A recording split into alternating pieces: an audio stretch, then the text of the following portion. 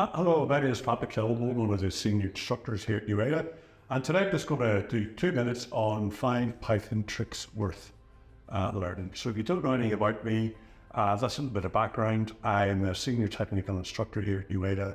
I've got a lot of background in capital markets, fintech, working in banks. My core technologies are Python, C++, I do a lot of machine learning, financial engineering, that type of stuff. And my background is really computer science, front and middle office technologies. So back to today's talk, 5 Python tricks worth learning. First one is this. Learn how to print variable names and values. So people will often write code like this. Here's an X, here's a message, and they'll print an instrumental code. X equals X, message equals message. Don't code like that. Take full advantage of Python. Code this way instead. Notice the difference. Okay, just X equals name of the variable and nothing else. We'll get the same output. It also works for more complex Python data structures. For example, here we're loading in the Titanic data set from Seaborn and we're printing it out. Number 2, this is one of my favorite ones, not plotlet. You might decide at some point that you want a nice figure like this with different sized shapes of plots. And you'll have to code it like this with these really ugly looking coordinates. Don't do that. Learn how the mosaic plot works. Mosaic plot works like this. Just give your plots a name. I've given them strings here, but notice really what this is 2 columns and 3 rows.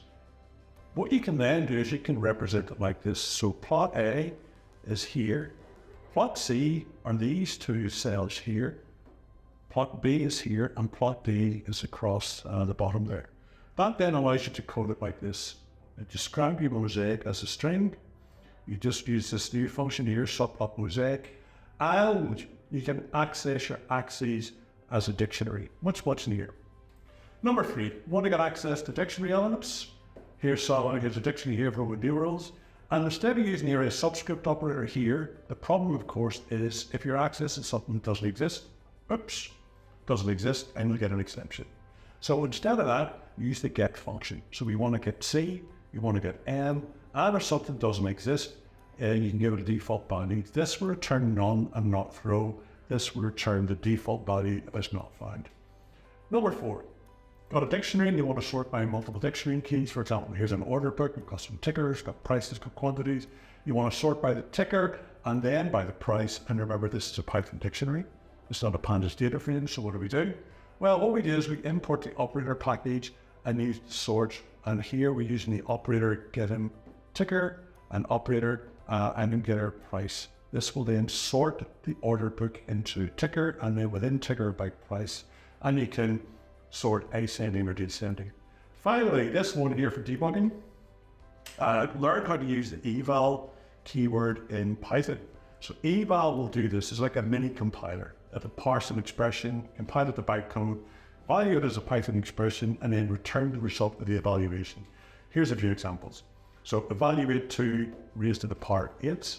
You can do Boolean comparisons. Here what you can do is actually inject values into it here and in here as well. Okay. So that return that true, and false. So that's the end of this. If you've got any questions, please leave a comment in the link below. Thanks all.